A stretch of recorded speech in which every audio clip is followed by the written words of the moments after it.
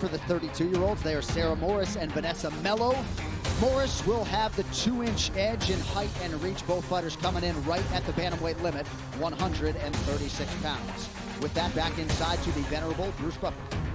Ladies and gentlemen, this fight is 3 rounds in the UFC bantamweight division. Introducing first, fighting out of the blue corner, a mixed martial artist holding professional record, 10 wins, 8 losses. She stands 5 feet 5 inches tall, weighing in at 136 pounds. Fighting out of Cabal de Sao Paulo, Brazil, Vanenssa Melo. And now introducing her opponent, fighting out of the red corner, a mixed martial artist holding professional record, 6 wins, 7 losses. She stands 5 feet 7 inches tall, weighing in at 136 pounds. Fighting out of Las Vegas, Nevada, USA, by way of Kelowna, British Columbia, Canada, Sora Cheesecake Mora. And when the action begins, our referee in charge, Keith Peterson. First assignment of the night for the no-nonsense Keith Peterson. Vanenssa Melo looks ready to go. She enters competition tonight, a plus 190 underdog. Sora Moross, ma'am, are you ready? The prohibitive minus 230 favorite. And with that touch of gloves, we are underway. Vanenssa Melo is in the all-white. Sora Moross in the all-black. Right away, Vanenssa Melo tries to take the center of the octagon, getting Moross going backwards. And like you said, Dan, right away, Moross hasn't landed those jabs, which she threw 2 quick jabs out there, just to try to freeze Melo up a little bit. Yeah. I think she's expecting to try and draw Vanenssa Melo onto a double leg. I think that's what she's trying to do. The other thing you've got to notice as well is the amount of weight and pressure that Vanenssa puts on that lead leg. Start watching those inside low kicks hammering in if she's forced to strike with Vanenssa Melo. Strength of schedule would appear to favor Extreme Couture Sora Moross. 2-1 on the Ultimate Fighter. Had a win over Juliana Pena back in the day. And when we were in Abu Dhabi last year, she finished Liana Jojua. So she has had some shining moments here in the UAE as well. And Liana Jojua is as tough as they come, man. We've seen her in crazy fights. In her last fight, she fought Mackenzie Dern, right? In a very competitive fight. About a minute gone by here, round 1. Melo has landed more strikes thus far. Moross still trying to find that range. There you go, Dan. There goes that inside leg kick. As soon as she starts to work that lead leg, it nullifies some of the boxing of Vanenssa Melo. Starts to slow her down and doesn't allow her to control the center of the octagon so much. And you can see how much work she's forcing Sora Moross to do at the moment with this footwork. Yep, that's the thing, though. When you are bouncing on the outside like Sora Moross is doing right now, you have got to be in extreme shape in order to carry this for 15 minutes because you're never leading the action. You're constantly on the defensive trying to counter, and that's what you see from Moross right now. That's it. Well, the UFC Twitch channel is giving away a one-of-a-kind custom UFC-themed Xbox Series X. Go to UFC.com/sweepstakes for official rules and check out UFC Twitch for more ways to win. Restrictions apply. DC about to enter, get that Xbox. You know I got to have that one. You know I got to get that Xbox. That left hook there by Melo landed, and you can see the facial expression of Moross change a little bit. She felt a little bit of the power of Melo there. Correct me if I'm wrong, but we're also seeing Vanenssa Melo switching stances as she's moving this time around as well, which I don't remember seeing before. No, she switches stances, but Dan, she's not cutting off the octagon. She's following. Yep, she's following, right? We spoke about Kilburn and trying to learn how to cut off the octagon opposed to a boxing ring. Right now, she was following. Now she's doing a better job of trying to cut her off. Look at that.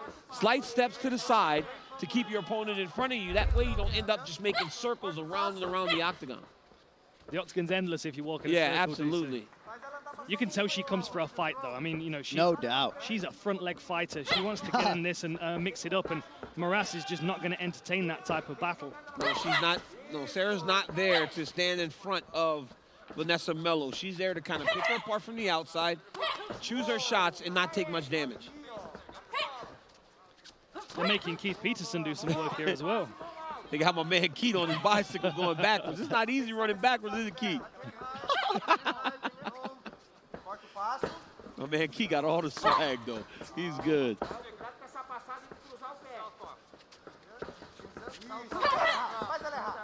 I'm surprised we've not seen Sora Moross try to clinch yet. I don't think she's willing to get close to Vannessa. I mean, she respects the power of Vannessa Melo to a point that she's trying to just pick her apart from the outside. The thing is, with the flexibility that I've seen from Sora Moross, oftentimes she'll just end up on the floor in whatever position she can get, and then start to scramble to better. Because the flexibility, the dexterity, and oh, that was a good shot. The dexterity in her hips allows her to recover positions that the less flexible guys like you and I, DC, won't be able to do. If I land on my back, I'm done. I'm like a turtle. It's a wrap. Less than a minute to go here in the round. Sora Moross draws high praise for being coachable, trains in Vegas under her significant other, Cleve Bentley and Dennis Davis. So Melo's doing a good job of cutting her off right now, but it's going to be her extending the combinations that's going to make Sora stop moving around the outside of the octagon. Just throwing one big strike at a time is not going to force Sora to engage. She's got to cut her off. When she gets in range, she's got to let 2, 3, 4 go and maybe catch Sora with one of those shots that she doesn't see coming. She's also trying to counter her punches at the moment, which means that she's always kind of being responsive to her opponent. That was better, you see. She took the initiative and struck first. And it's just a massive difference between this fight and last fight, right? When Kilbur was put on his heels, he stood and fought. So you saw what type of fight we saw. And now you see Sora winning the round by just really staying on her bike.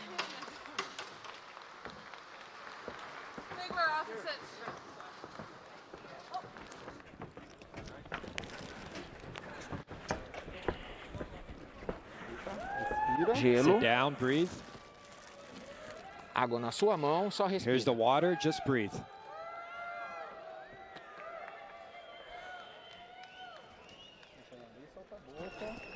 Olha só, entendeu o jogo? Did you Você understand vê the que não game? tem segredo? There's no secret, right? Você só não pode ficar desperdiçando o golpe. You just Vamos can't throw too many preparar a ação. punches. Ele está pedindo para você jab, Prepare jab, the action. He's finta. asking for a Vamos preparar jab, essa for ação, sem feints. desperdiçar golpe, jogar Prepare golpe for no that. vazio. You can't. Perfect.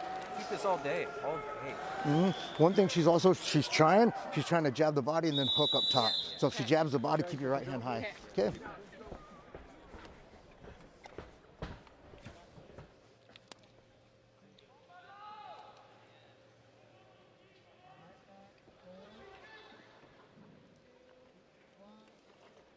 All right, back live here on Fight Island, ready to go round 2. Sora Moross and Vannessa Melo. Melo landed 25% of her 65 offerings in round 1.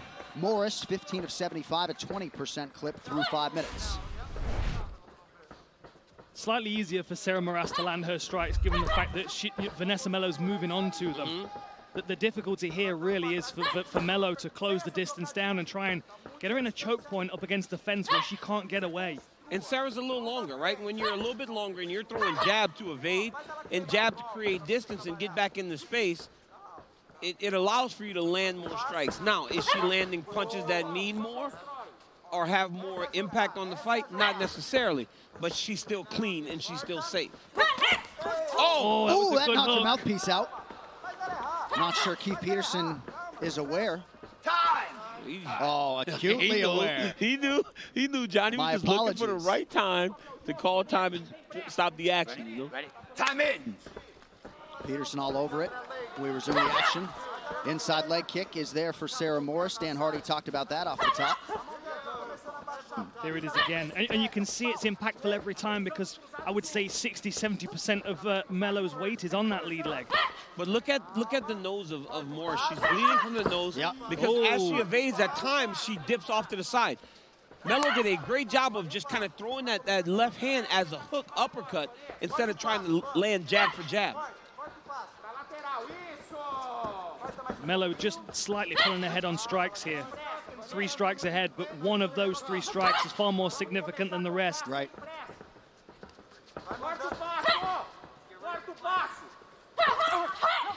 Looked like a pretty good connection there by Moross. Melo continues to stalk her prey. Yeah, she's bleeding pretty good. Yeah, that was a great left hand landed by Melo.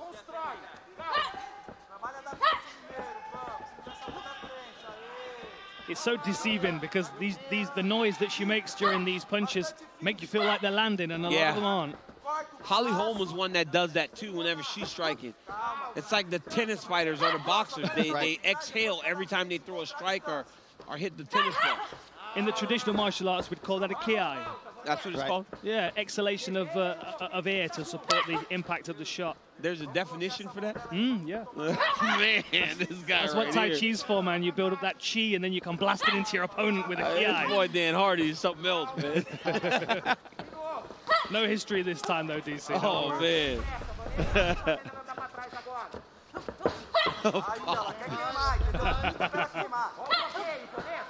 Hey, Melo's getting to her a little bit more now, John. She's getting in range and she's landing the big shots. Certainly landing at a better clip here in round 2 is Melo, coming up on 2 minutes to go in the round. Oh, another right hand landed there by Melo.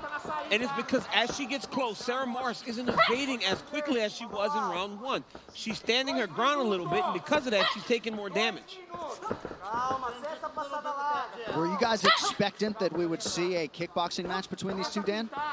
I honestly wasn't. I was expecting Sora Moras to look for a best opportunity to find a way into the legs, even if it meant pulling guard and then working from that position. She's happy to be on her back. She's got great arm bars from the guard as well. She hasn't even feinted a shot. Neither one of them has even changed levels. Now, if you're Morris, you start digging those kicks again. Start digging those leg kicks into Melo, and hopefully, like you said earlier, Dan, it will slow her down and slow down some of that forward pressure. Because Melo's facial expression has not changed. She is so comfortable just exchanging these big strikes as she gets close. And if she can get you with one, she's okay letting you hit her with 2 or 3 jabs because her strikes will be more damaging. Yeah, this octagon's way too big for Vannessa Melo. She wants a phone booth kind of fight. She would really like fighting in the apex. Yeah. I mean, you could stick the apex octagon right in the middle and still have some space on the outside of it. That was a good jab. Heard the pop in there. Look at that 13 low kicks for Sora Moras. I mean, every time Melo lands, oh man, Sora Morris does not like that.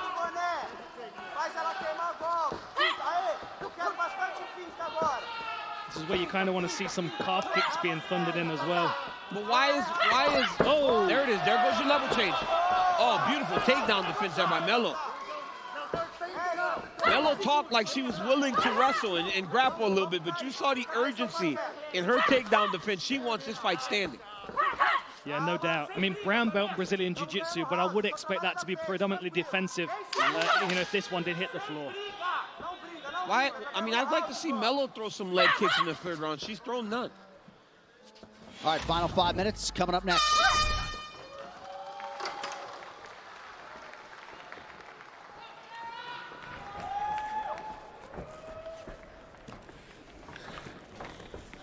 Doing awesome.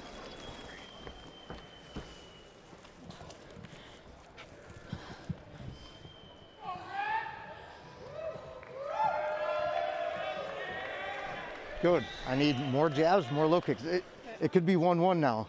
All right, so we have to win this round. All right, I need more volume. Also, sometimes when you're moving and she's stalking, just plant and blast that cross right down the pipe, right? Again, when she switches stance, I need you to throw that cross right away. Okay? Now that she thinks we've won in takedowns, now we can feint a little bit. Feint cross, right? Feint overhand. Yep. One more. Let's push the pace. Yeah, let's focus. Okay. Give it a roll, babe.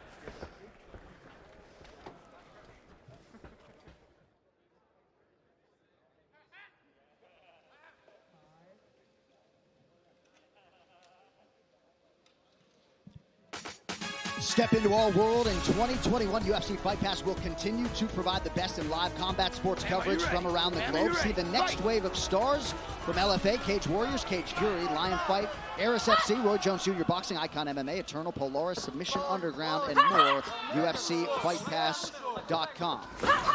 Dan Hardy, any surprise that Sora Morris's corners seem to talk about feinting takedown? They don't want to fight on the ground tonight with Vannessa Melo. It's a little strange to me. I would have expected them to try and switch the game plan up, given the fact that it's so uncertain who's winning this fight, especially from the outside. I mean, you've got to think from octagon control, though, and the pressure that Vannessa Melo is putting on her, that you can't be so sure that you're winning this fight. And yeah, they said, she's expecting the takedown now, so you can start feinting them, maybe to set up strikes. I don't know. I think maybe just shooting a takedown might be a better idea. If she fights like this, though, Dan, if she gets the fight back to happening in the way that it was in the round one, she seems to be okay. It's when she is forced to stand in front of Melo is where Melo starts to land. Morris has the speed advantage. Let's not make any mistake about it. But it's when these combinations are extended is where she gets hit, and she gets hit hard by Melo. Yeah. Got almost 250 missed attempts. Wait. Unofficially. Two of them? Unofficially. 250 miss? I mean, math is not my strong suit, but that's we're roughly crazy, there. Jay. That's a lot of missed strikes. Morris, 26 of 162 unofficially. She's landed just 16% of her attempts. What's that, right? Look at that, right? Watch right here, John. Watch what she does. She throws the jab with no, intention of landing, and she does it just so that it stops Melo from pressuring her. But these punches are landing from Vannessa Melo. And look, she's bleeding again. Yeah, and that's something to consider as well, is if you're scoring this, how heavy are you scoring these jabs? I mean, how many jabs is it worth for that one clean left hook that Vannessa Melo landed that bust her nose? I mean, that for me is 5 or 6 good jabs. It's a fight-ending intention behind that punch, which is what we're not seeing from Sora Moroz.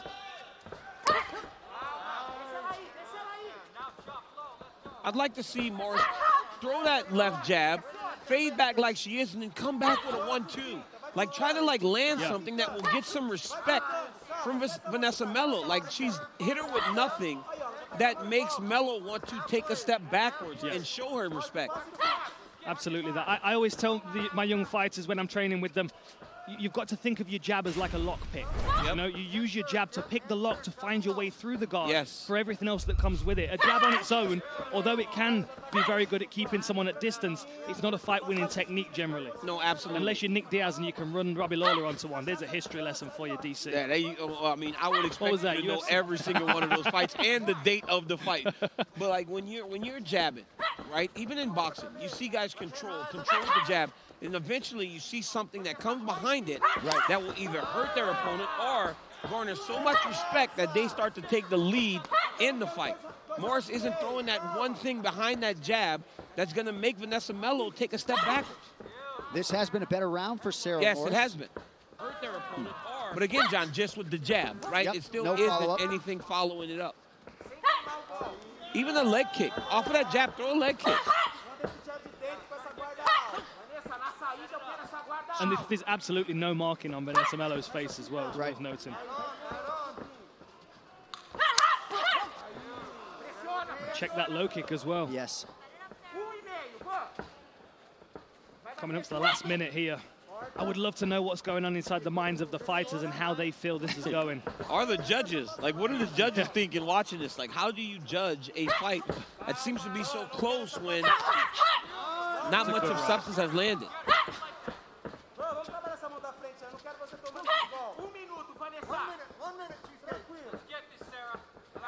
Less than a minute now to go. But like you said, John, Sora Morris has landed a lot of strikes in this round. And I'm sure if we look at the third round, she has outlanded Vannessa Melo. Yeah, she has tightened up the numbers a little bit. Melo not offering too much in return here. No, she is not throwing. And again, she's been following Sora Morris this whole round, and that's why Morris has been able to pick her apart. Slightest of advantages unofficially for Sora Morris here. Less than 30 seconds now to go in the fight. Watch it. Look at the jab. You see how she's dipping off to the side when she throws the jab? Look, it would serve Melo to throw the left hook again. That's how she cut her last round.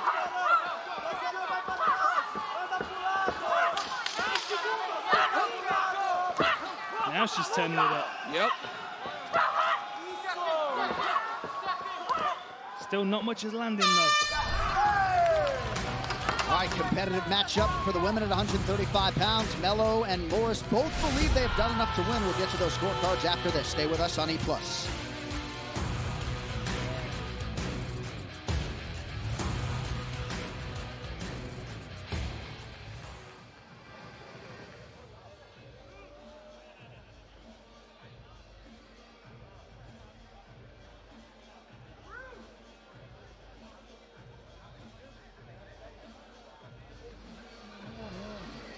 Meus corners, com inteligência. Eu tava escutando mesmo.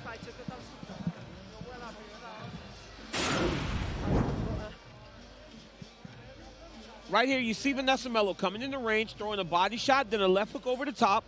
Right here, she throws the jab as she's backing Morris up, throws the right hand over the top of Sarah Morris's jab. This was the biggest punch of the fight. A left hook as Morris was trying to dip off of her jab that busted her nose up very badly. I mean, very competitive fight. I'm not exactly sure how any of these two women are so confident that they got the decision. Right. All right, let us get it inside now to Bruce Buffer for the official decision. Ladies and gentlemen, after 3 rounds, we go to the judges' scorecards for a decision. The judges score the contest 30-27, 29-28, and 29-28 for the winner by unanimous decision, Vannessa Melo. Well, Sarah Morris seems shocked. Perhaps she will be less so when she watches it back, but it is unanimous across the board. Vannessa Melo busts into the UFC win column here in Abu Dhabi.